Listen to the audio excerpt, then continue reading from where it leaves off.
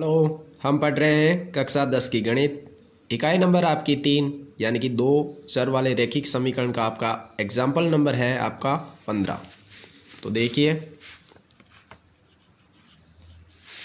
सवाल में आपको दे रखा है कि p का मान ज्ञात कीजिए। इसमें आपको वैल्यू दे रखी है, दो इक्वेशनें दे रखी है। इक्वेशन नंबर आपकी फर्स्ट यानी कि समीकरण नंबर 1 और समीकरण नंबर आपकी 2। इन दोनों समीकरणों में आपकी वैल्यू दे रखी है कि पहली समीकरण आपको बोल रही है कि 4x plus P Y plus 8, यानी कि यहाँ पे इस इक्वेशन में, इस समीकरण में आपको किसकी मान ज्ञात करना, p का। और साथ में आपको दे रखा है 2x प्लस 2y प्लस 2 बराबर 0।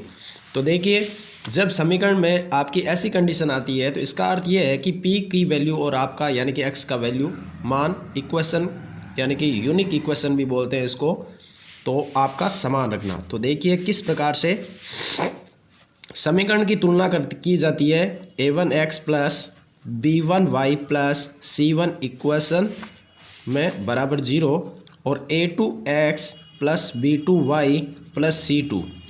यदि आपको समीकरण इस प्रकार से दिया गया है तो आप इसमें समीकरण को कैसे बनाएंगे। a1x प्लस b1y साइड में रखना है, यानी कि a2x plus b2y equal c2। इस प्रकार से या तो समीकरण को आप बनाएंगे। तो ये समीकरण आपको इस प्रकार से दी गई है तो हम इसकी तुलना करेंगे।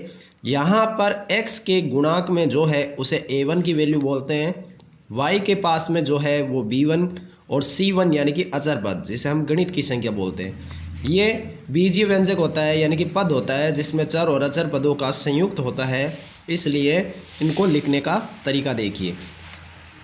जब आपकी ऐसी कंडीशन आती है तो इसका अर्थ होता है अद्वितीय रूप से हल, यानी कि a1 upon a2 not equal b1 upon b2 की इक्वेशन इसमें लगती है। और ये किसका होता है, ये होती है अद्वितीय हल का, यानी कि जब समीकरण में आपको वैल्यू फाउंड करनी होती है किसी एक की, तो ये इसमें हम अद्वितीय हल लगाते हैं, यानी कि इसको यूनिक इक्वेशन भी कहा जाता है। a1 की वैल्यू यहाँ पे हम फाउंड कर सकते हैं। क्या, a1 की वैल्यू आपको दे रखी है कितनी, a1 की वैल्यू है 4 और a2 की वैल्यू यदि मैं बात करूँ दूसरी इक्वेशन में तो ये है आपकी 2। इसी प्रकार से b1 की वैल्यू की बात करूं तो b1 की वैल्यू यानी कि y का जो गुणांक है वो p है। और इसी प्रकार सेकंड इक्वेशन यानी कि दूसरी समीकरण की मैं बात करूं तो y के यानी कि b2 का मान आपको दे रखा है 2। c1 ये हो गया माइनस का 8, और क्योंकि ये प्लस का है जब पक्षांतरण किया जाएगा तो ये माइनस में परिवर्तन हो जाएगा, तो c2 का मान है आपका माइनस का 2। इसको हम लिखते हैं a1 अपॉन a2 बराबर होता है तो इसका मतलब ये समान है, और जब इसको काट दिया जाता है तो इसका मतलब not equal b1 upon b2 के रूप है। तो यहाँ वैल्यू लिखूंगा मैं, a1 की वैल्यू हो गई 4 और a2 की वैल्यू अमी आप याद किया तो ये हो गया 2। फिर b1 की वैल्यू आपकी कितनी है, b1 की वैल्यू है p बटा 2। ये हो गया आपका नॉट इक्वल, क्योंकि ये समान नहीं है। अब देखिए, या तो हमें p की वैल्यू निकालने के लिए यहाँ पे क्रॉस मल्टीप्लाई करेंगे यानी कि तिरछी गुणा करेंगे, या फिर आप इसे